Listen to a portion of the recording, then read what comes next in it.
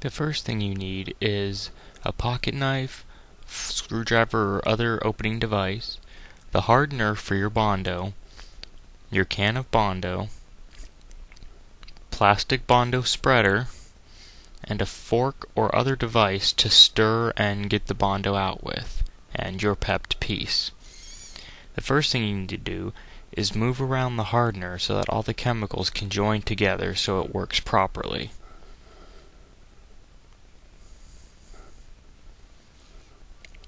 When that is finished, take your can of bondo, and if it's your first time using it, shake or stir it up.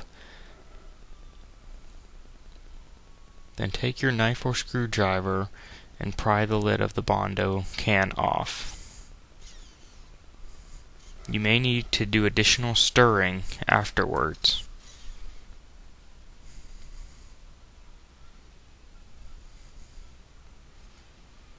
After that is done, carefully pour out some bondo onto your working space. Remember, a little bondo goes a long way.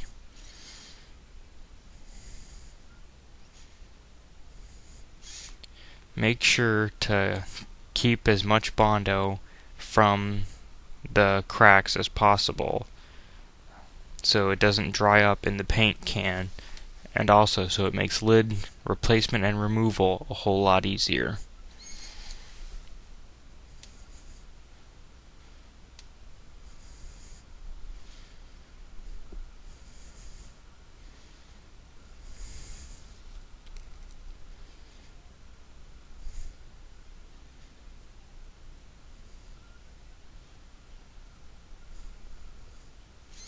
Replace the lid back onto your can of bondo so it doesn't dry out.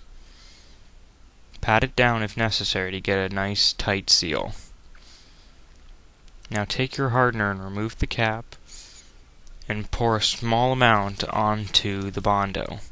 You need enough to make sure when you stir all of the bondo turns to a reddish pink. Then take your fork or other stirring device and stir up the hardener and the bondo thoroughly, making sure there is no gray bondo left.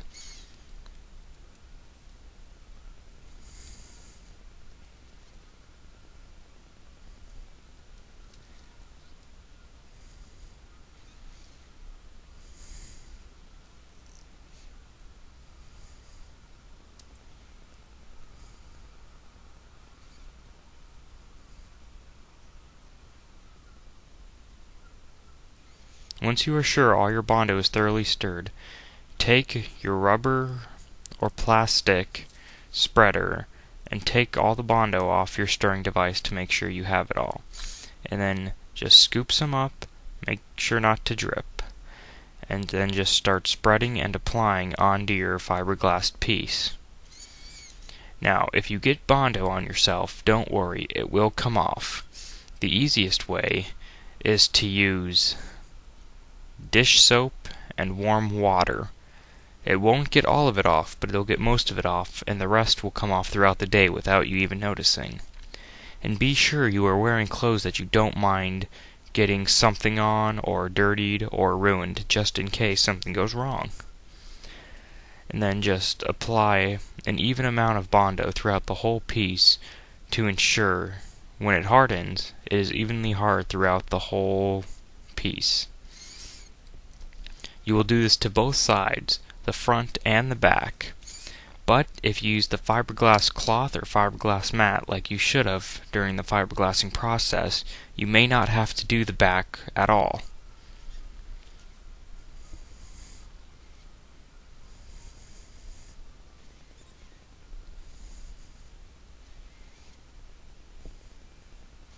Be sure you are working in a well-ventilated area. If it is winter time, or you don't have a table or something to set up in the outside yard, just open your garage door and set everything up in there, and have a fan blowing towards the garage door to make sure the fumes leave the garage area. That way you are not breathing in heavy toxic chemicals. And be sure you are always wearing your respirator. That is the most key point to ensure a healthy and long life while costuming, pepakuring, or prop making.